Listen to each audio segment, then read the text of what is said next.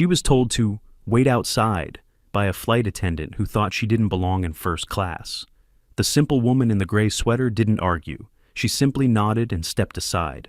What the airline staff didn't know, by tomorrow she would bring their entire company to its knees. Emma Caldwell preferred to remain invisible. At 38, she'd built a reputation as one of the shrewdest investment strategists in Boston. But you'd never know it by looking at her. Her shoulder-length dark hair framed a face that wore minimal makeup.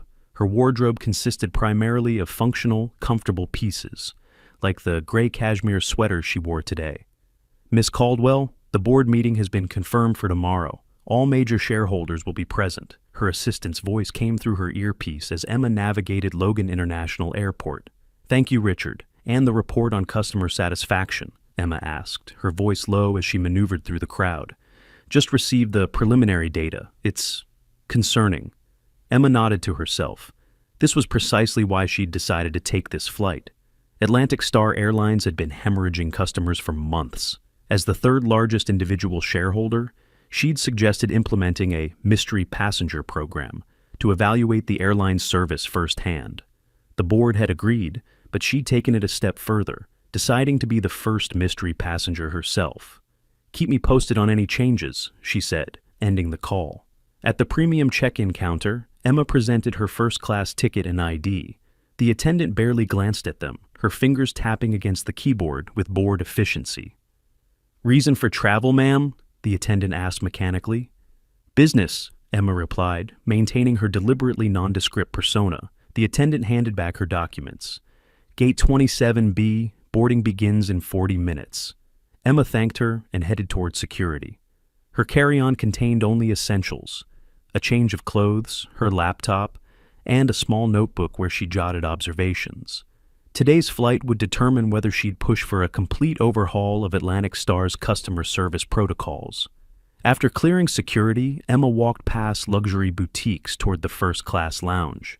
Atlantic Star's lounge had once been the jewel of the airline, but according to reports, service had declined sharply in the past year. She wanted to experience it firsthand. At the lounge entrance, she presented her boarding pass to a young man with a pleasant smile. "Welcome to the Atlantic Star Premier Lounge, Ms. Caldwell. Please enjoy your stay." Inside, Emma observed the half-empty space. A server approached high-profile-looking guests promptly while ignoring others. She made mental notes: selective service, understaffing, inconsistent attention to guests. An hour later, Emma headed to her gate. The flight to New York was routine for her, a quick 90-minute trip she'd made countless times. As she approached Gate 27B, she noticed the gate agent, a blonde woman in a crisp white uniform, speaking sharply to an elderly couple. "I'm sorry, but we've already begun boarding premium passengers. You'll need to wait." Emma frowned, noting the way the agent's tone shifted when a well-dressed businessman approached immediately after. "Right this way, sir. Have a wonderful flight." When it was her turn, Emma presented her boarding pass. The gate agent, whose name tag read Heather Blake, barely glanced at it before her eyes swept critically over Emma's simple attire. "First class?" Heather asked, skepticism dripping from her words. "Yes," Emma replied simply. Heather's perfectly shaped eyebrows raised slightly. "Are you sure you're at the correct gate? This is the first-class boarding line." Emma remained calm. "I'm aware. My boarding pass indicates seat 2A, first class." Heather's eyes narrowed as she scanned the boarding pass again, her manicured finger tapping against the counter. This, Emma noted, would be the first real test of Atlantic Star's customer service: how they treated passengers who didn't fit their preconceived notion of first class. "Ma'am, could you step aside, please? We need to verify something with your ticket." Heather's voice had shifted from skeptical to authoritative. Emma noticed several passengers watching the interaction with curious eyes. She remained calm but firm. "Is there a problem with my boarding pass?" "Just step aside, please." Heather gestured impatiently toward a waiting area. "We have priority passengers who need to board." Emma watched as Heather waved through 3 more passengers, all in business attire, without checking their boarding passes as thoroughly as she had Emma's. The discrimination wasn't subtle. After several minutes of being ignored, Emma approached the counter again. "Excuse me, I believe we've waited long enough. My flight is boarding now." Heather barely looked up. "Ma'am, as I said, we're verifying your ticket. First class is for premium customers." Her eyes flicked dismissively over Emma's simple gray sweater and comfortable travel pants. "Perhaps there's been a mix-up with your booking." "There's no mix-up," Emma replied evenly. Heather sighed dramatically, then picked up a phone. She spoke in hushed tones, occasionally glancing at Emma with thinly veiled disdain. Finally, she hung up and approached. "Miss Caldwell, we're going to need to rebook you. It appears there's been an overbooking in first class." Emma's eyebrows raised slightly. "Interesting, since I checked in online and selected my seat this morning." "These things happen," Heather replied with artificial sweetness. "We can accommodate you in economy on this flight, or rebook you in first class on a later flight." By now, a small audience had gathered, other passengers watching the exchange with varying degrees of interest. Emma noticed an older gentleman frowning at the gate agent's behavior, while a young woman was surreptitiously recording the interaction on her phone. "May I see your supervisor?" Emma asked quietly. Heather's smile tightened. "My supervisor is currently unavailable. I'm authorized to handle this situation." She lowered her voice to a harsh whisper. "Look, we both know this ticket was probably a mistake. Someone like you doesn't normally fly first class with us." The comment hung in the air between them. Emma felt a flicker of anger, but maintained her composure. "Someone like me? You know what I mean." Heather's eyes darted to Emma's simple attire again. "Our first-class experience is curated for a certain clientele. We need to ensure all our premium passengers feel comfortable." A flight attendant, the same blonde woman from the image, approached from the jet bridge. "Heather, is everything okay here?" she asked, her eyes immediately assessing Emma with the same dismissive glance. "Just a ticketing issue, Vanessa," Heather replied. "Miss Caldwell here thinks she should be in first class." Vanessa's perfectly painted lips curved into a cold smile. "I see." She turned to Emma, her hand moving to grasp Emma's arm firmly but politely. "Ma'am, I'm going to have to ask you to wait outside the boarding area while we sort this out." "Wait outside," Emma repeated, noting the touch on her arm, a power move designed to physically assert authority. "Yes," Vanessa said firmly. "The other first-class passengers are boarding now, and we can't have disruptions." Emma glanced around the gate area. Every pair of eyes seemed fixed on their exchange. She could fight this, demand her rightful seat, escalate to management, create a scene. But that wouldn't serve her ultimate purpose. Instead, she took a calculated step back, disengaging from Vanessa's grip. "I understand," she said quietly. Confusion flashed briefly across both women's faces. They'd clearly expected resistance. "I'll wait," Emma continued, her voice steady. "But I would like both your employee numbers, please." The women exchanged glances. Vanessa's smile became brittle. "That won't be necessary. We're simply following company protocol." "Nevertheless," Emma insisted, pulling out her phone, "I'd like to document who I spoke with today." Reluctantly, they provided their information, which Emma carefully noted in her phone. She then walked to a nearby row of seats, sat down, and watched as the last of the first-class passengers boarded. 10 minutes later, Heather approached with a revised boarding pass. "We found you a seat in economy, row 23, middle seat. It's the best we can do." Emma accepted the boarding pass without argument. As she joined the line for general boarding, she pulled out her phone and sent a brief text to Richard. "Change of plans. Move tomorrow's meeting to 9 a.m. sharp. And contact legal. I want them there." As she boarded the plane, Emma nodded politely to Vanessa, who stood at the cabin door. The flight attendant's smug expression faltered slightly at Emma's calm demeanor.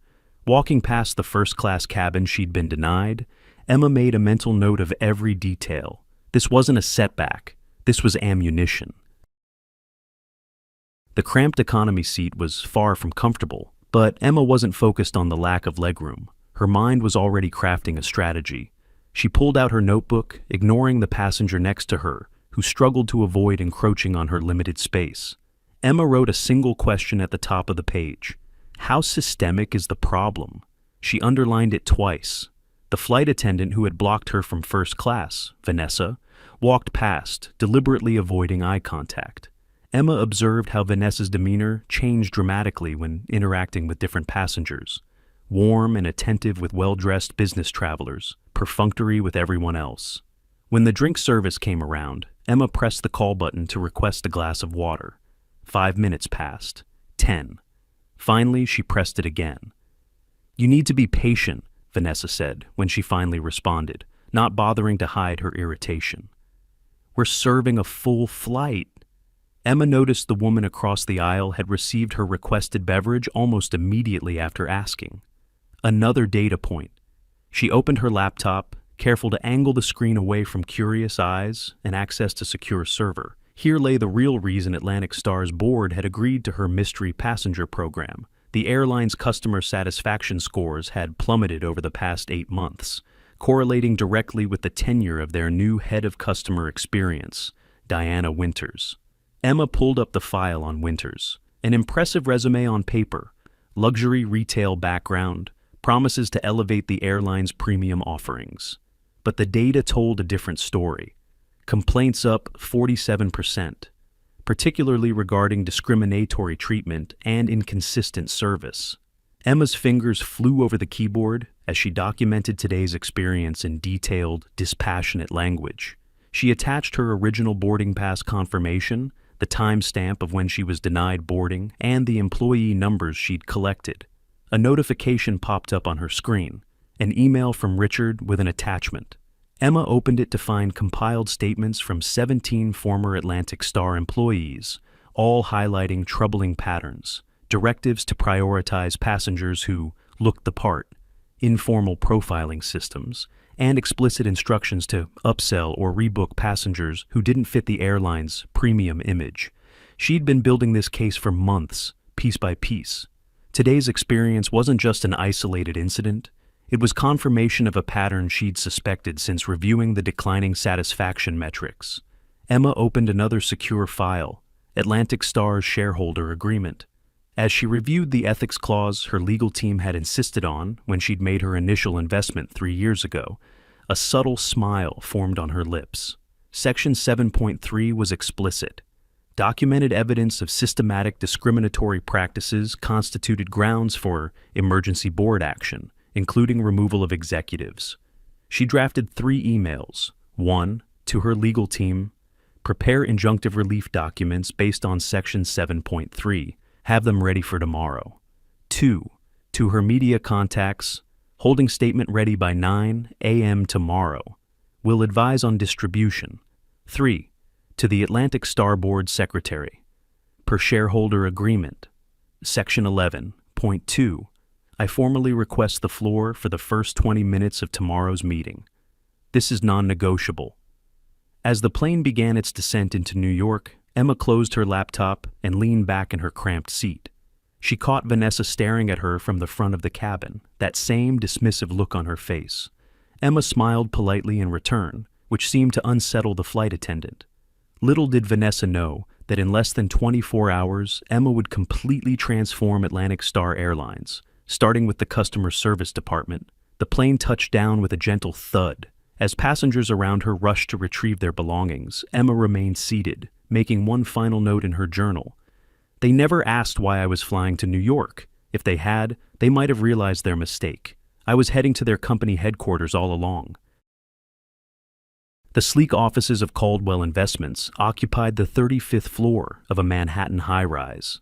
By 7 a.m., Emma had already been there for an hour, her simple gray sweater replaced by a tailored charcoal suit that transformed her appearance entirely. The legal team is assembled in conference room 3, Richard said, placing a coffee on her desk. And I've compiled everything you requested. Emma nodded. The Atlantic Star Board members? All confirmed for 9 a.m., none declined once they heard you called the meeting. Richard hesitated. There's something else? That video taken by the passenger at the gate yesterday, it's gaining traction online. Emma raised an eyebrow. Show me. Richard turned his tablet toward her. The shaky footage showed Emma's interaction with Heather and Vanessa, the moment when she was told to wait outside, clearly captured. The caption read, Atlantic Star Airlines refusing first-class passenger because she doesn't look the part? Classism in the skies. 40,000 views since last night, Richard noted. Emma studied the video. Interesting timing. Any response from Atlantic Star PR? Standard boilerplate about investigating the matter. They don't realize it's you. They will soon enough, Emma replied, rising from her desk. Let's meet with legal. In conference room 3, Emma stood before her assembled team, 4 attorneys, 2 data analysts, and her chief financial officer. On the display screen behind her was a comprehensive presentation that they had worked through the night to prepare. Atlantic Star's discriminatory practices aren't just morally reprehensible, Emma explained, gesturing to a chart. They're financially disastrous. Customer retention down 23%. Premium bookings sliding.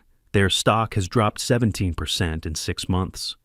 And you experienced it firsthand, Jane Wilson, her chief counsel, noted. Emma nodded. And I have it documented, but one incident isn't enough. Show me what else we have. The data analyst, Trevor, took over. We've identified 116 complaints in the past quarter that follow the same pattern. Passengers being denied service, downgraded, or mistreated based on appearance or perceived status. We've verified and compiled 43 of them with solid documentation. The real smoking gun, added Sarah, the second analyst, is this internal memo from Diana Winters to the cabin crew supervisors. She displayed an email on screen, highlighting a specific paragraph. Remember our new premium strategy. First class is our flagship product and must maintain a certain aesthetic. Use your discretion with passengers who might diminish the experience for our high-value customers. Emma felt a cold anger reading those words. This violates not just our ethics clause, but potentially federal aviation regulations on discriminatory practices. Jane, what's our strongest approach? Jane opened her folder. We have 3 options. 1, standard shareholder action requesting board investigation. Slow, potentially gets buried. 2, public press campaign using your experience as leverage. Effective, but messy. 3, invoke Section 7.3, which allows emergency board action with documented ethics violations. Option 3, Emma decided. We'll need the votes. You already have 22% personally, her CFO noted. We've identified at least 31% more who will likely back you if presented with this evidence. Emma nodded. That's enough to force immediate action. She turned to Richard. Is everything ready for my demonstration? Richard smiled slightly. Exactly as you specified. Your clothes from yesterday are prepared, and we have a complete reproduction of your boarding experience. Emma checked her watch. 8:15 a.m. Time to get ready. The board won't know what hit them. The boardroom of Atlantic Star Airlines exuded corporate luxury. All mahogany tables and leather chairs, with floor-to-ceiling windows showcasing Manhattan's skyline. By 8:55 a.m., all 13 board members had arrived, along with the executive team, including CEO Harrison Wells and Head of Customer Experience Diana Winters. They chatted among themselves, curiosity evident in their expressions. Emergency board meetings were rare, especially ones called by a typically silent investor. At precisely 9 a.m., the door opened. Conversations halted as Emma walked in, not in corporate attire, but wearing the exact same gray sweater and casual pants from yesterday's flight. Several board members failed to hide their surprise. CEO Wells recovered first, extending his hand. Ms. Caldwell, this is unexpected. We typically see your representative at these meetings. Emma shook his hand firmly.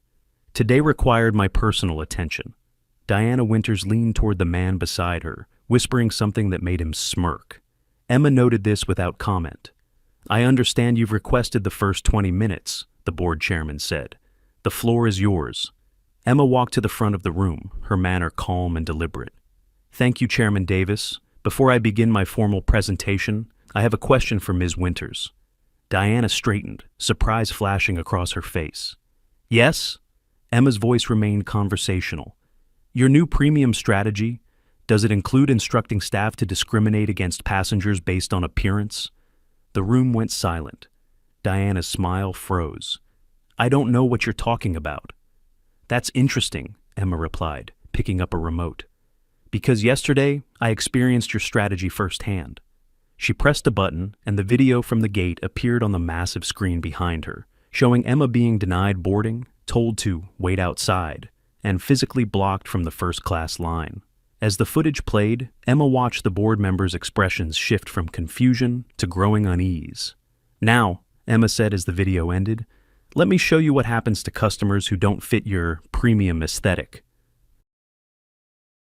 The boardroom remained deathly silent as Emma pressed another button on the remote. The screen split to show multiple videos, all displaying similar incidents of passengers being treated dismissively, denied service, or removed from premium areas.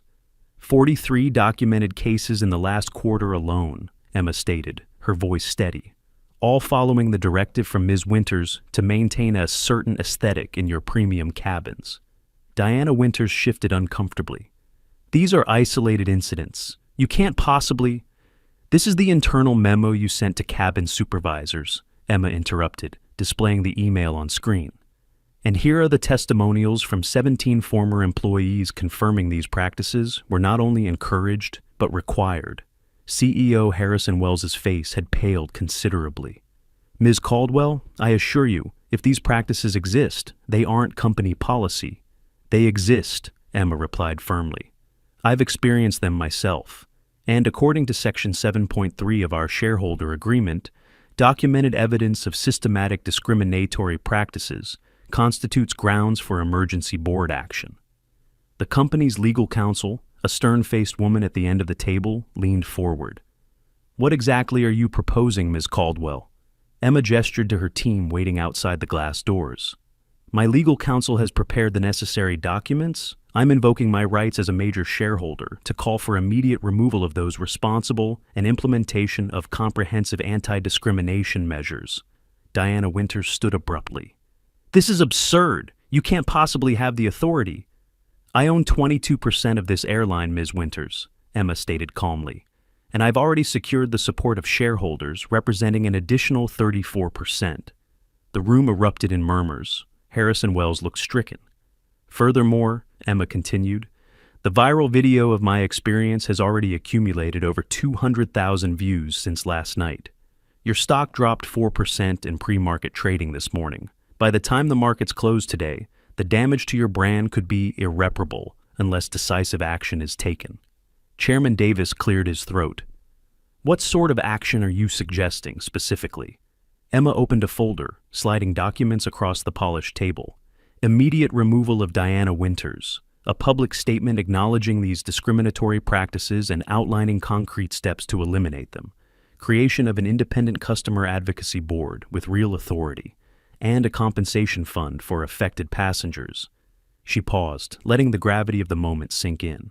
Either this happens today, or I take my evidence public and initiate a class action lawsuit that will make yesterday's incident look like a minor inconvenience. Harrison Wells loosened his tie, his eyes darting between Emma and the other board members.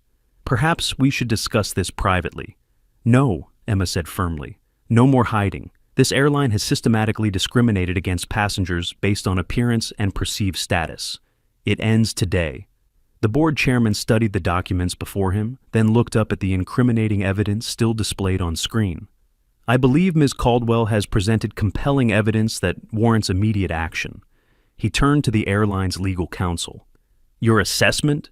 The lawyer's face remained impassive, but her response was telling. The shareholder agreement is clear. With the evidence presented and the voting shares Ms. Caldwell has consolidated, we have little choice. Emma stepped back, watching as the realization settled over the room. The power dynamic had completely reversed. The board members who had initially viewed her with mild curiosity now regarded her with a mixture of respect and apprehension. Diana Winters, sensing the shifting tide, attempted one last defense. This is one person's experience being blown out of proportion. No, Ms. Winters, Emma cut her off. This is accountability, something your leadership has been sorely lacking. She gestured to Richard, who opened the boardroom doors. Jane Wilson and two other attorneys entered, carrying additional documentation. Now, Emma said, taking a seat at the head of the table, shall we begin restructuring this airline? 1 week later, Emma stood in the Atlantic Star departure lounge at Logan International Airport. The changes were already visible. New signage outlining passenger rights, diverse staff engaging with all travelers equally, and a noticeably different atmosphere. On the television mounted above the seating area, a financial news channel displayed Atlantic Star's recovering stock price, alongside headlines about the company's dramatic leadership shakeup and revolutionary customer-first initiatives. Your flight is ready for boarding, Ms. Caldwell, a gate agent announced, approaching with respect rather than the condescension Emma had experienced just days earlier. As Emma walked toward the gate, she spotted a familiar face, Vanessa, the flight attendant who had blocked her from first class. No longer working at the gate, she was now collecting boarding passes in economy class, her expression subdued. Their eyes met briefly. Recognition dawned on Vanessa's face, followed by shock and embarrassment. Emma simply nodded and continued walking. Boarding the plane, Emma was greeted by a new head flight attendant who showed her to her first-class seat with genuine professionalism. "We've implemented comprehensive changes to our service protocols," the airline's new customer experience director had informed her yesterday. "Every employee is undergoing retraining." Emma settled into her seat, reflecting on the past week's events. She hadn't set out to destroy Atlantic Star Airlines, merely to transform it. Sometimes, true power wasn't about flaunting wealth or status, but knowing exactly when and how to use it. The gray sweater remained in her closet, a reminder that respect should never depend on appearances. What would you have done in Emma's situation? Would you have revealed your identity immediately or followed her strategic approach? Let us know in the comments below. If you enjoyed this tale of hidden power and strategic justice, don't forget to like this video and subscribe to our channel for more stories that remind us appearances can be deceiving and respect should be universal. Are you watching from somewhere in America where you've witnessed similar discrimination? Share your experience. Your story matters. Until next time, remember, true power isn't what you display, but what you strategically reveal at the right moment.